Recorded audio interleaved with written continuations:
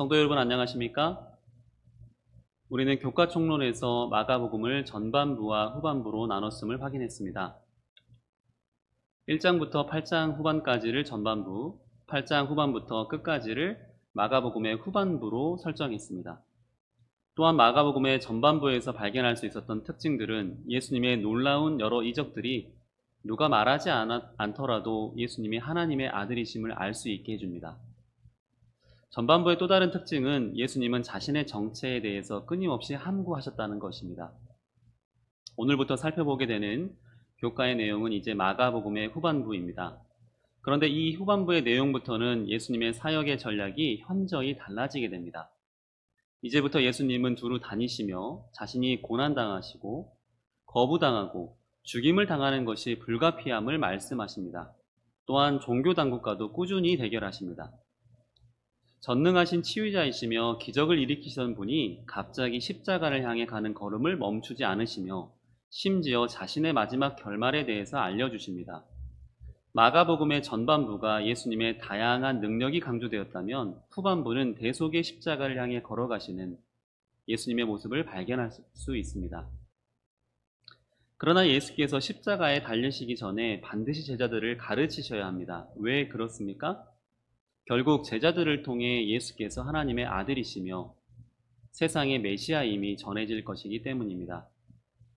그러므로 더 이상 예수께서 제자들을 가르치시는 것을 지체할 수 없습니다. 그분의 시간은 다가오고 있기 때문에 그렇습니다. 따라서 마가복음 후반부 시작은 예수님께서 제자들에게 당신이 걸어가시는 십자가에 대해서 가르치십니다. 그리고 그 길은 명확하게 세상의 생각과는 다르다는 것 또한 말씀하십니다.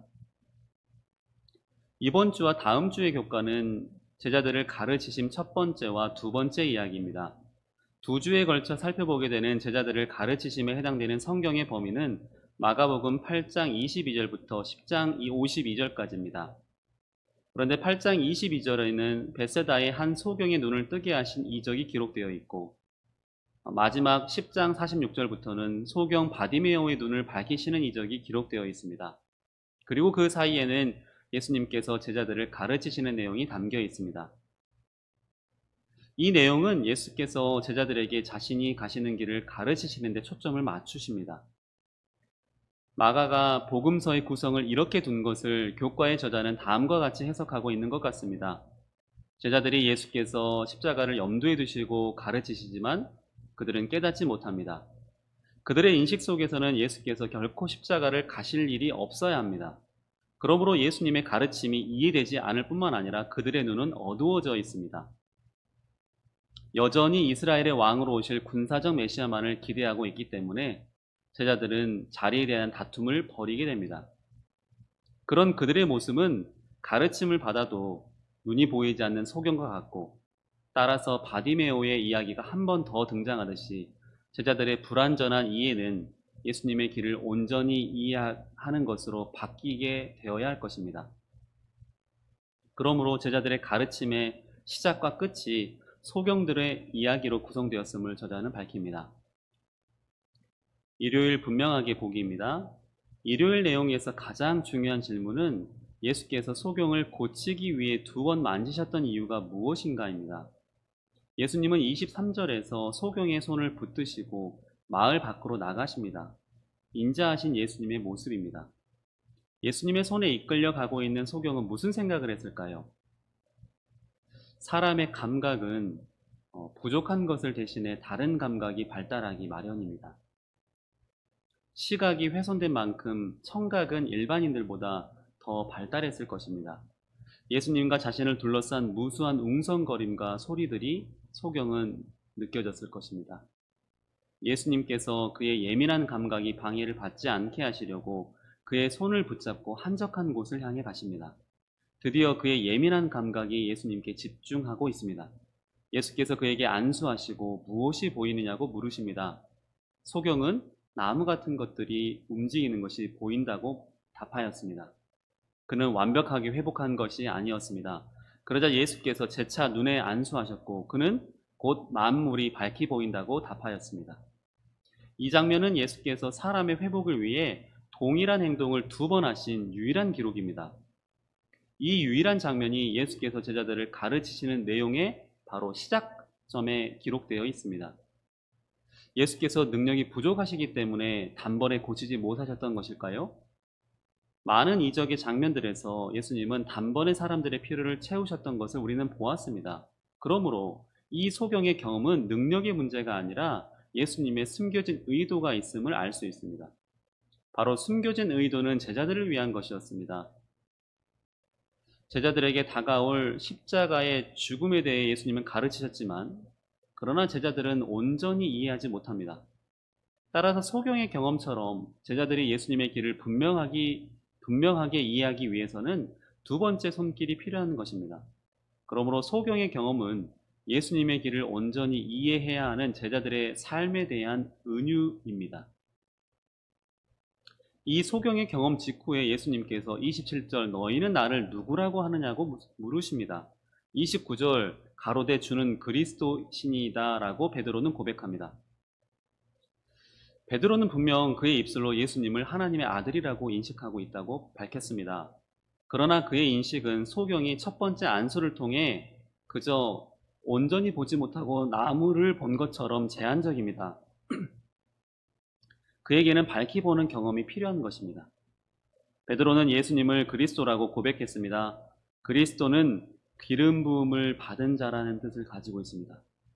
구약에서 기름 부음은 왕과 제사장의 직분을 위해 부어지는 것이었습니다. 베드로의 인식 속에서 예수님은 하나님의 아들이며 메시아입니다. 그러나 그분이 기름 부음을 받은 것은 베드로에게 일반 유대인들이 가지고 있던 정치적 군주로서의 왕과 크게 다르지 않습니다. 그러므로 그가 예수님을 그리스도라고 고백했던 것은 온전한 이해가 아닙니다. 월요일 제자도의 대가입니다. 예수께서 제자들을 처음 부르셨을 때는 고난에 대해서 말씀하시지 않으셨습니다.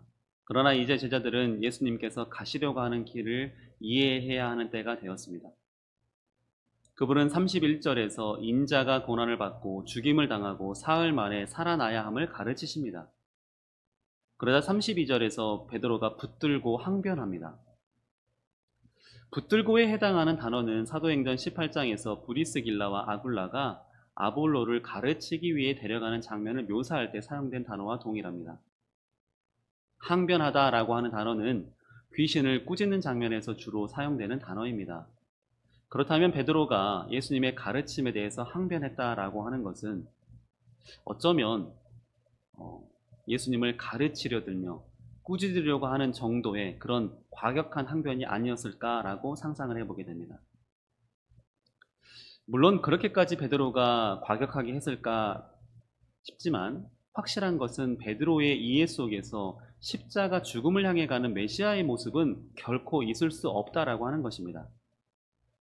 그러자 예수께서 33절 사단아 물러가라고 하십니다. 제자는 스승의 가르침을 받는 사람입니다. 자기의 주관을 끝까지 내세울 것이라면 누군가의 제자가 될 필요가 없을 것입니다. 제자는 나의 생각이 아닌 예수님의 가르침을 품는 것이기 때문입니다. 그런데 예수께서는 우리에게 제자의 길은 자기 희생과 자기 부인을 동반하는 길이라고 말씀하십니다. 흐르는 물은 썩지 않는다고 했습니다. 그러나 고여있는 물은 자기 안에서 썩기 마련입니다. 인간의 이기심은 나를 위한 삶 안에서 흐를 곳을 찾지 못하고 결국 고이기 마련입니다. 그러나 다른 사람을 위해 마음을 전하고 함께 염려해주고 도와주고 기도해주는 것은 누군가에게 시간 낭비인 것처럼 보일 수 있지만 그것은 곧 자기 희생, 자기 부인의 길이며 결국 이것이 곧 우리를 살리는 길입니다. 그러나 자기를 부인한다, 자기를 희생한다는 말은 상당히 부담스러운 문장입니다. 예수님의 이런 가르침은 이해하고 있지만 제자들조차도 이런 가르침이 부담되지 않았을까요? 오늘 우리는 어떻습니까? 예수님을 믿는 길은 나를 부인하고 항상 희생해야 하는 길이라고 하면 우리의 신앙의 즐거움은 어떻게 될까요? 다음의 말씀을 제가 읽도록 하겠습니다. 언제나 깨어있고 진실하고 사랑으로 봉사할 필요가 있다. 그러나 심령이 하나님의 능력으로 보호를 받을 때 이런 일은 절로 생기게 될 것이다. 우리가 하나님의 은총을 받기 위하여 해야 할 일은 아무것도, 절대로 아무것도 없다. 우리는 우리 자신이나 우리의 선행을 전혀 의지하지 말아야 한다. 그러나 우리가 실수하고 죄 많은 상태 그대로 그리스도께 나가면 그분의 사랑 안에서 안식을 얻을 수 있다. 하나님은 십자가에 달리신 구주의 공로를 온전히 의지하고 당신께 나오는 모든 사람들을 받아주신다. 사랑이 마음속에서 솟아오른다. 감정의 확물경은 없을지라도 영속적이요 평화로운 신뢰가 있다. 그리스도께서 지워주시는 멍에는 가볍기 때문에 모든 무거운 짐은 가벼워진다. 의무는 즐거움이 되고 희생은 기쁨이 된다. 전에는 흑암으로 덮인 것처럼 보이던 길이 의의 태양 되시는 그리스도께로부터 오는 빛으로 밝아진다. 이것이 그리스도께서 빛 가운데 거하시는 것처럼 빛 가운데 거하는 생애의 길이다. 증언보감에 있는 말씀입니다. 자기 희생과 자기 부인의 길은 내 의지로 가는 길이 아닙니다. 내 의지로 가는 길은 고행일 것입니다. 우리는 예수님께서 허락하신 은혜로 말미암아 자연스럽게 기쁨으로 기꺼이 내가 아닌 누군가를 위해서 함께 슬퍼해주고 함께 기뻐해주고 함께 기도해주게 됩니다. 그러니 제자의 길을 두려워 마시기 바랍니다. 화요일 변화산 그리고 산 아래 사람들입니다. 예수님께서는 조금 더 구체적으로 제자들을 가르치시고자 하셨습니다. 십자가의 길은 죽음입니다. 제자들에게 그 길은 치욕스러우며 두려운 길입니다. 그러나 예수님은 끝까지 그 길을 가십니다. 남겨질 제자들의 삶이 염려가 되십니다. 그들이 예수님의 십자가를 보며 느끼게 될 두려움과 혼란을 염두에 두시고 하나님의 신성을 통해 제자들이 흔들리지 않기를 예수님은 원하셨습니다. 그들이 믿고 있는 이가 정녕 하나님의 아들이니 두려워 말라고 말씀하시고 싶으셨습니다. 그래서 3명의 제자들을 변화산으로 데리고 가십니다. 성경에서 산은 신적 계시가 주어지는 곳이었습니다. 아브라함도 모세도 언제나 산에서 하나님의 말씀을 들었습니다. 또한 구름은 신적 임재를 나타냅니다. 출애굽기의 구름 기둥과 또 모세가 말씀을 받는 장면들에서 구름은 신적 임재를 나타냅니다. 제자들은 변화산이라고 하는 곳에서 마가복음 9장 7절 구름 속에서 그것을 경험하게 됩니다. 또한 광채가 나는 흰옷은 신성을 명확히 보여주는 것입니다. 이 모든 정황들이 제자들로 하여금 예수님은 정녕 하나님의 아들임을 알려줍니다. 그 옷이 광채가 나며 세상에서 빨래하는 자가 그렇게 희게 할 수 없을 만큼 흰옷을 입으신 예수께서 4절 엘리야와 모세와 함께 대화를 나누십니다. 무슨 대화를 나누셨을까요? 엘리야와 모세는 구약시대의 인물들입니다. 그리고 그들이 곧 소환되었습니다. 모세는 가나안을 코앞에 두고 이미 죽음을 경험했습니다. 그러므로 모세는 예수님의 재림 때에 의인의 부활로 죽음에서 깨어나게 될 이들을 표상하게 됩니다. 엘리야는 살아있는 상태로 하늘로 올라간 대표적인 인물입니다. 그래서 엘리야는 재림 때에 죽음을 보지 않고 살아있는 상태에서 주의 재림을 맞게 될 이들을 표상합니다. 그렇다면 이들은 예수님과 더불어 무슨 대화를 나누고 있었을까요? 누가복음 9장 30절로 31절에는 이들이 예수님의 십자가 죽음에 대해서 대화를 나누고 있었다고 기록합니다. 예수님의 십자가 죽음은 끝이 아님을 알 수 있습니다. 그분은 죽었던 엘리야와 모세처럼 다시 살아나십니다. 제자들은 이 사실을 분명히 알 수 있도록 예수님께서 변화산으로 제자를 데리고 가신 것입니다. 모세와 엘리야처럼 그리스도의 죽음과 부활을 믿는 이들은 분명히 소망이 있습니다. 그러므로 제자들은 예수님의 죽음과 부활에 대해서 이해를 하고 소망을 안고 두려워하지 않고 산을 내려와야 할 것입니다. 그러나 10절 여전히 이들은 죽은 자 가운데서 살아나는 것이 무엇인지 알지 못하고 묻습니다. 도무지 왜 죽음과 부활이 필요한지 이해하지 못합니다. 그러면서 11절에 왜 서기관들이 엘리야가 먼저 와야 한다라고 했냐고 묻습니다.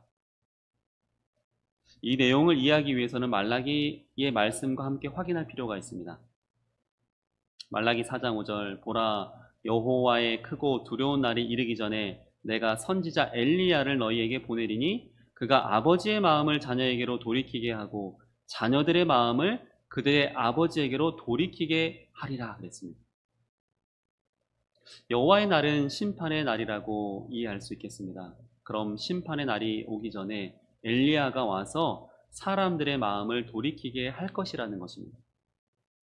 율법학자들은 말라기 말씀을 따라서 예수께서 만일 메시아시라면 먼저 엘리야가 와야 한다는 것입니다.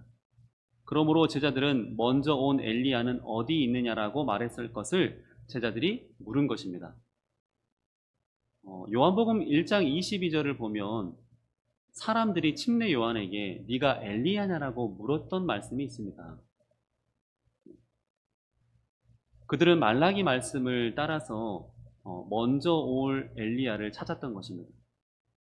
제자들은 말라기 말씀대로라면 엘리야가 와서 사람들의 마음을 돌이키게 할 것이니 메시아의 죽음이 불필요하지 않느냐는 것입니다.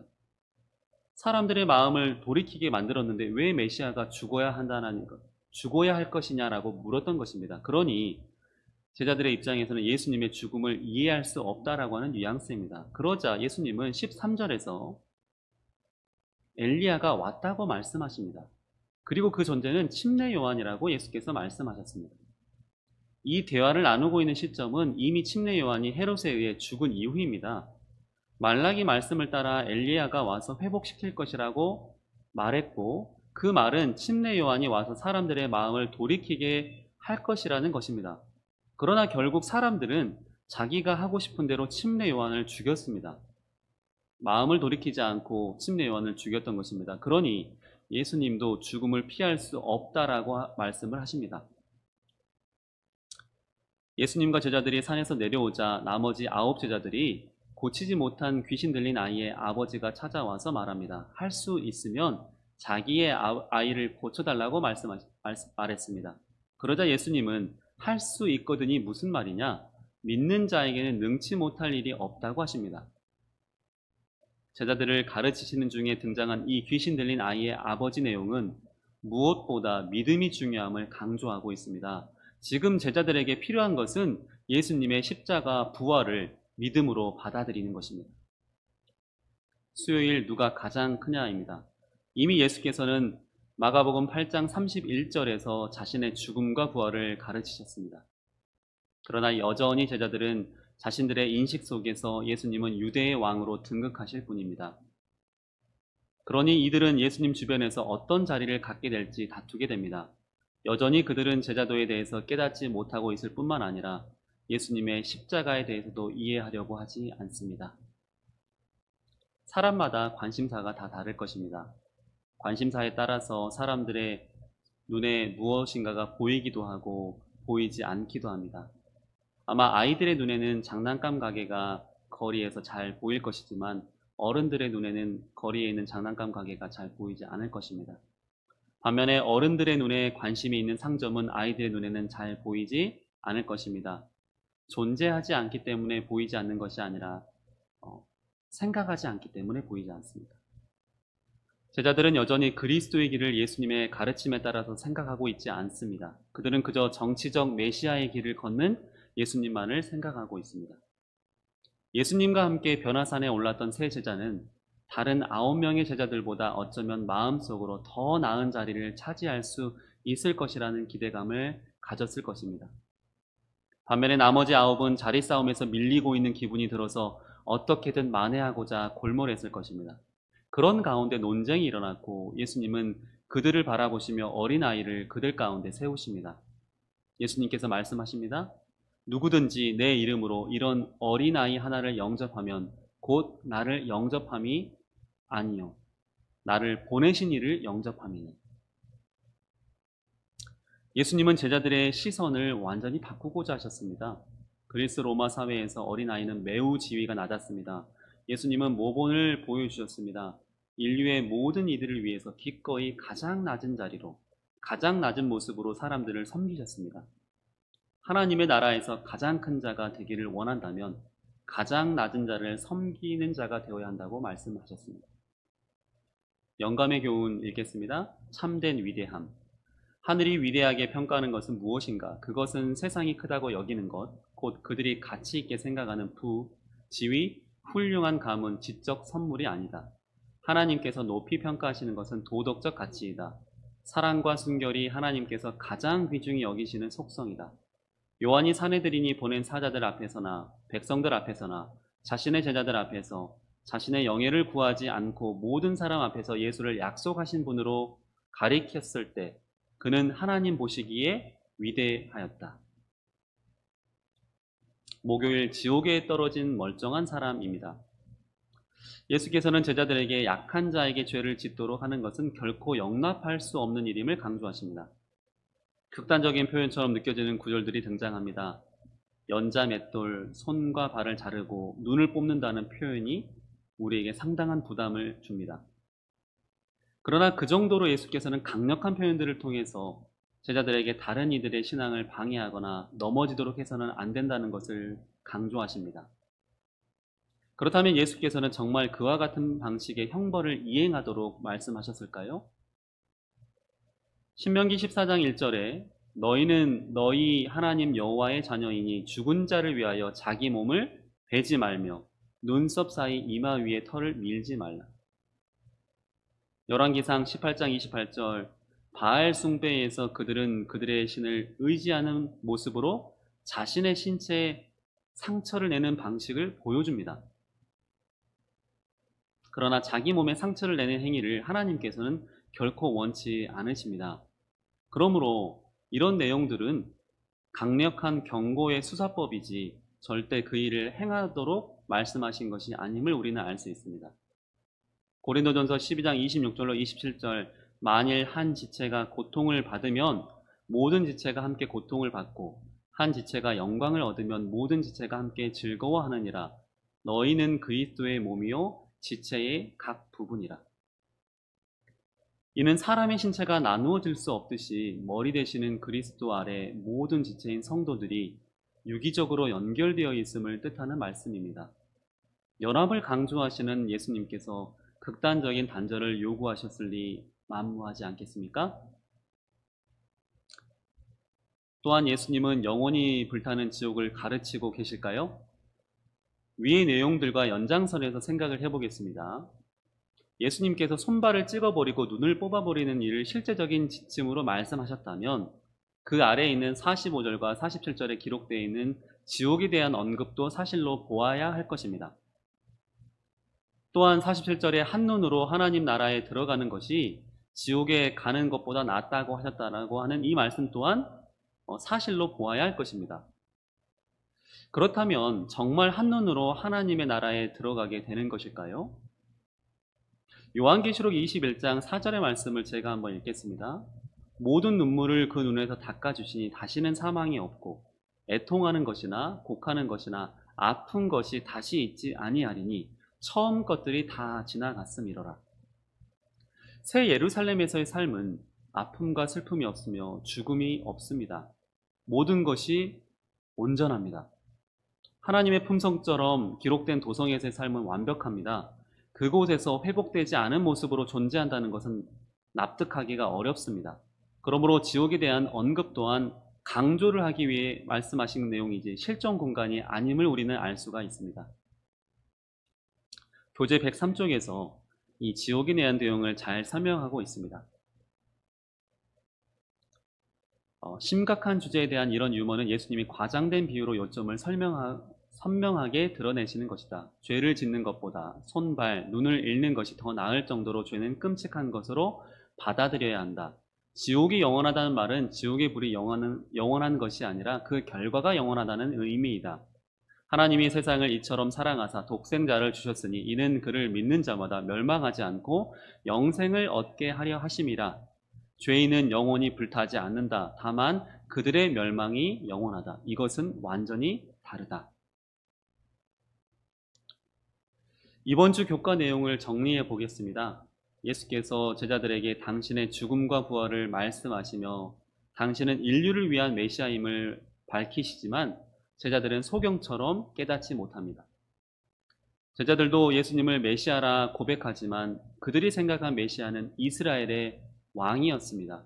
그런 그들의 오해를 바꾸시고자 예수님은 세 제자를 변화산으로 이끌고 그들로 모세와 엘리야를 통해 예수님의 죽음과 부활을 이해하도록 유도하십니다. 그러나 제자들은 여전히 십자가의 길을 깨닫지 못하고 그저 누가 더 크냐는 다툼만 하고 있을 뿐입니다. 따라서 예수님은 제자들의 인식을 깨시기 위해서 어린아이를 안고서 작은 자를 섬기는 것이 하늘에서 가장 귀하게 보시는 것임을 알려주십니다. 또한 제자들에게 과장법을 쓰시며 앞으로 결코 누군가의 믿음을 실족해 하는 일을 결코 하지 않아야 함을 강조하십니다. 수고하셨습니다. 저는 다음 주에 제자들을 가르치신 두 번째 이야기로 뵙도록 하겠습니다. 감사합니다.